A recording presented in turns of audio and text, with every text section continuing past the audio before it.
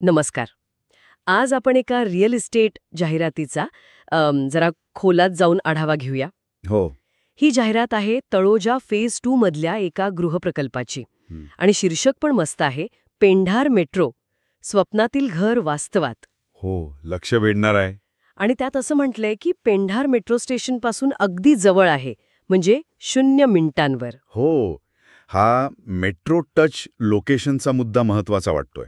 म्हणजे तळोजासारखा भाग जो आता डेव्हलप होतोय, तिथे मेट्रो स्टेशन जवळ असणं हे एक मोठं काय म्हणतात त्याला, आकर्षण असतं. बरोबर. जाहिरात म्हणते की ऑफिस, मार्केट, शहर सगळं जवळ आलंय आता. पण 0 मिनिटं हे कसं घ्यायचं? हो ना, म्हणजे अगदी स्टेशनच्या दारातच घर की काय, की 5-7 मिनिटं चालण्याच्या अंतराला ते मार्केटिंगसाठी वापरत आहेत. अगदी ते तपासावं लागेल.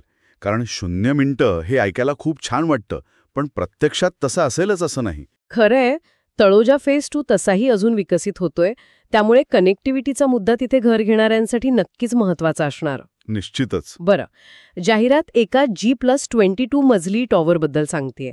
म्हणजे तळमजला आणि वर 22 मजले उंच टॉवर आहे. हो. आणि त्यात आधुनिक 1 BHK फ्लॅट्स आहेत म्हणे. वर्णन पण छान केलंय, नीट, स्टायलिश आणि आरामदायक. आधुनिक 1 BHK. इथे 2 गोष्टी बघायला लागतील. एक म्हणजे तळोजा परिसरात सध्या 1 BHKचा सरासरी आकार काय चाललाय. हो. आणि या प्रोजेक्टमध्ये तो किती देणार आहेत. आधुनिक म्हणजे नेमकं काय. बरोबर. आणि दुसरं म्हणजे किंमत. सुरुवात फक्त 45 लाखांपासून. हो, ही सुरुवातीची किंमत आहे, यावर भर द्यायला हवा. 45 लाख म्हणजे फक्त घराची किंमत की अजून काही? म्हणजे त्यात स्टॅम्प ड्युटी, रजिस्ट्रेशन, GST. अगदी.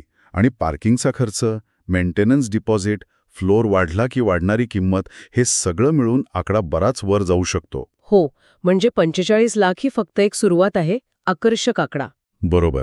आणि ते नीटेस्ट, स्टायलिश, आरामदायक हे शब्द पण कसे आहेत, म्हणजे व्यक्तिनिष्ठ आहेत ते. हो ना. 45 लाखांच्या सुरुवातीच्या किमतीत किती स्टाईल आणि किती आराम मिळणार हे प्रत्यक्ष पाहिल्याशिवाय कसं कळणार? अगदी. आधुनिक म्हणून अगदी बेसिक फिटिंग्ज असू शकतात. आता सुविधांबद्दल काय म्हटलं जाहिरातीत? गार्डन, मुलांसाठी खेळायला जागा. हो, हाय स्पीड लिफ्ट्स पण आहेत, ओपन पार्किंग आहे आणि 24 तास सुरक्षा. ह्या सुविधा तशा आता कॉमन झाल्यात बऱ्याच प्रोजेक्ट्समध्ये. हो, पण इथेही खोलात जायला हवं. गार्डन म्हणजे किती मोठी जागा, खेळायची जागा म्हणजे फक्त एक झोपाळा की अजून काही? आणि G+22 मजल्यांच्या टावरसाठी ओपन पार्किंग पुरेल का? हा एक मोठा प्रश्न आहे. तोच मुद्दा. उंच इमारतींमध्ये पार्किंगवरून नंतर खूप इश्यूज होतात. आणि 24 तास सुरक्षा म्हणजे नक्की काय? फक्त कॅमेरे की गार्ड्स पण आहेत? हो, या सगळ्या गोष्टी महत्वाच्या आहेत. पण एक चांगली गोष्ट म्हणजे त्यांनी साईट व्हिजिटसाठी नंबर दिलाय, 8807078848. जी चांगली गोष्ट आहे, पारदर्शकता राहते. निश्चितच. म्हणजे या सगळ्या जाहिरातीच्या विश्लेषणातून एक गोष्ट तर स्पष्ट होतीये. काय? की त्यांचा मुख्य भर आहे 2 गोष्टींवर. एक म्हणजे मेट्रो स्टेशन जवळचं लोकेशन, आणि दुसरी म्हणजे ती 45 लाखांची आकर्षक सुरुवातीची किंमत. अगदी.